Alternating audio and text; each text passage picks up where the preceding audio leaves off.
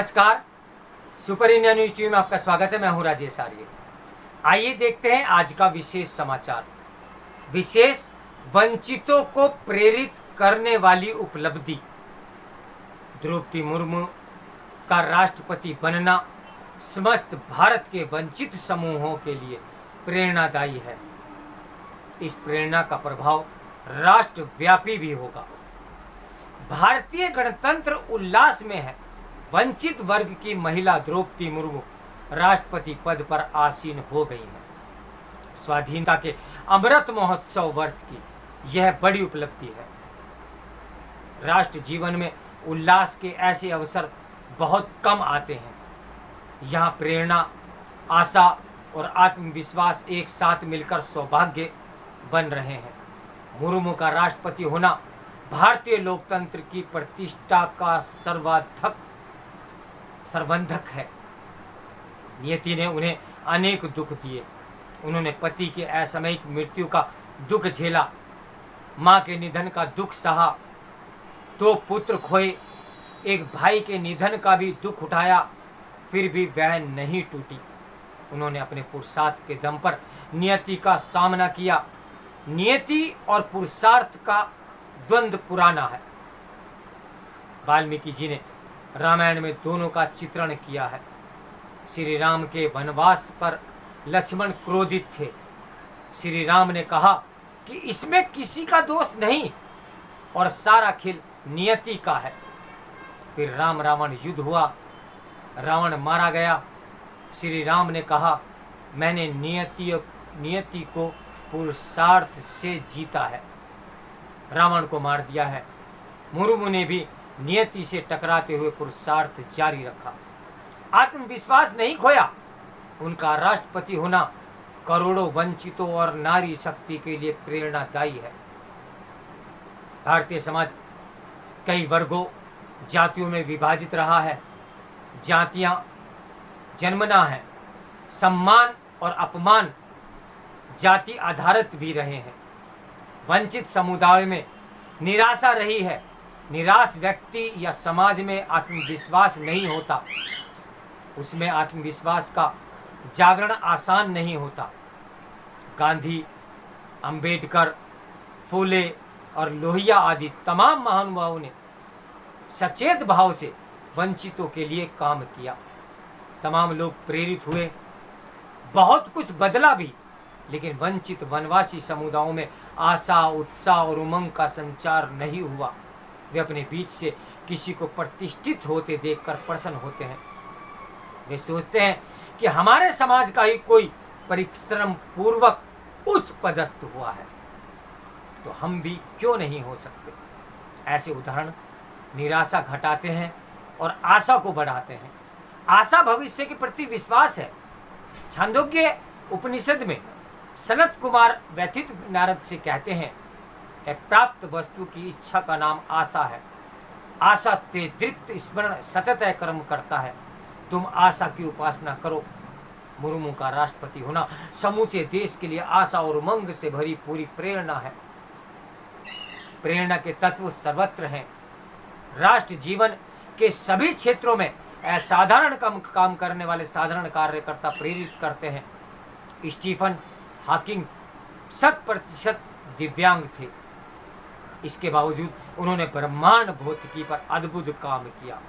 समाज सेवा, पर्यावरण, कला, साहित्य, जल संरक्षण, वन संरक्षण और राजनीति के क्षेत्र में अनेक प्रेरक महानुभाव हैं। अनेक इतिहास की गति में भी हस्तक्षेप करते रहे हैं। मुर्मू ने परिश्रम किया, अध्ययन किया, अध्यापन किया, समाज सेवा की। उन्होंने अनुसूचित जनजाति के विशाल जन समुदायों को प्रभावित किया। उनका राष्ट्रपति बनना समस्त भारत के वंचित समूहों के लिए प्रेरणादायी है। इस प्रेरणा का राष्ट्रव्यापी प्रभाव होगा। भारत में राष्ट्रपति सर्वोच्च पद है। संविधान सभा में इस पद को लेकर गहन चर्चा हुई थी। महावीर त्यागी ने कहा था, उसे सबके आदर का पात्र होना चाहिए। पंडित नेहरू ने राष्ट्रपति के 5 वर्षीय कार्यकाल और चुनावी प्राविधान का प्रस्ताव रखा। रामनारायण सिंह ने गैर राजनीतिक राष्ट्रपति का प्रश्न उठाया, दल तंत्र पर कठोर टिप्पणी की। M.A. अडे ने कहा, पद पर आने से पहले आप किसी व्यक्ति से निर्दल होने की आशा नहीं कर सकते। लक्ष्मीकांत मित्र ने कहा, उसकी निष्ठा और भक्ति सिर्फ राष्ट्र में होनी चाहिए।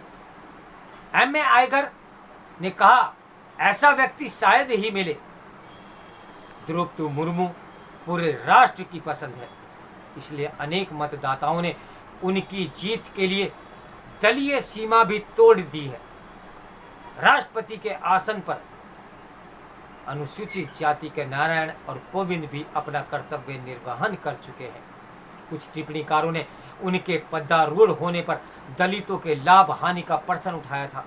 उन्हें राष्ट्रपति के अधिकार, कर्तव्य एवं शपथ को ध्यान से पढ़ना चाहिए। शपथ में कहा गया है कि मैं श्रद्धापूर्वक राष्ट्रपति के पद पर कार्य पालन अथवा राष्ट्रपति के कृत्यों का निर्वहन करूंगा, पूरी योग्यता से संविधान का परीक्षण एवं संरक्षण करूंगा, मैं भारत की जनता की सेवा और कल्याण में रत रहूंगा। क्या राष्ट्रपति से हम किसी जाति संप्रदाय के पक्ष में आंदोलन जैसे संविधानेतर काम की आशा कर सकते हैं? संविधान में अनुसूचित जातियां, जनजातियों के लिए आयोग है। विधान मंडलों में आरक्षण सहित तमाम रक्षोपाय हैं। अनुसूचित जनजातियों के लिए राष्ट्रपति के पद पर मुर्मू का आसीन होना प्रेरक है। इससे वंचितों के चित्त में भारतीय संवैधानिक व्यवस्था के प्रति भरोसा बढ़ा है कि इस व्यवस्था में हमारा भी साझा है। इस व्यवस्था के शिखर पर हमारे घर परिवार की महिला विराजमान है। सर्वोच्च पद पर भी हमारे समुदाय के उपलब्ध है। मुर्मू का राष्ट्रपति होना प्रेरणा है। प्रेरणा से बड़ा आत्मविश्वास और जन जागरण वंचितों के लिए बड़ी उपलब्धि है। प्रेरणा प्रकृति का प्रसाद है और मानवता का भी। प्राचीन ऋषि नदी प्रवाह से प्रेरित थे, सूर्य पृथ्वी से प्रेरणा लेते थे। इतरेव ऋषि प्रकृति की प्रति गतिशीलता से प्रेरित थे। नदियां बहती चलती हैं, मधुमक्खियां उड़ते हुए मधु का सेवन करती हैं, इसलिए चलते रहो। शुभ कर्म करने वाले प्रेरित करते हैं। विख्यात गायत्री ऋषि की प्रार्थना है, सविता सूर्य हमारी बुद्धि को प्रेरित करे। प्रेरित करने वाले बिना प्रकाशित हुए भी प्रेरणा देते हैं। उनकी उपस्थिति मात्र पर्याप्त है। महिला सशक्तिकरण मोदी सरकार का मुख्य एजेंडा है।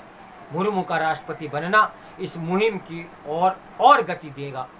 कुछ यूरोपीय और अमेरिकी विद्वान भारत के महिलाओं की कथित उपेक्षा पर विलाप करते हैं, जबकि महिलाएं यहाँ राष्ट्र जीवन के सभी क्षेत्रों में प्रतिष्ठित हैं।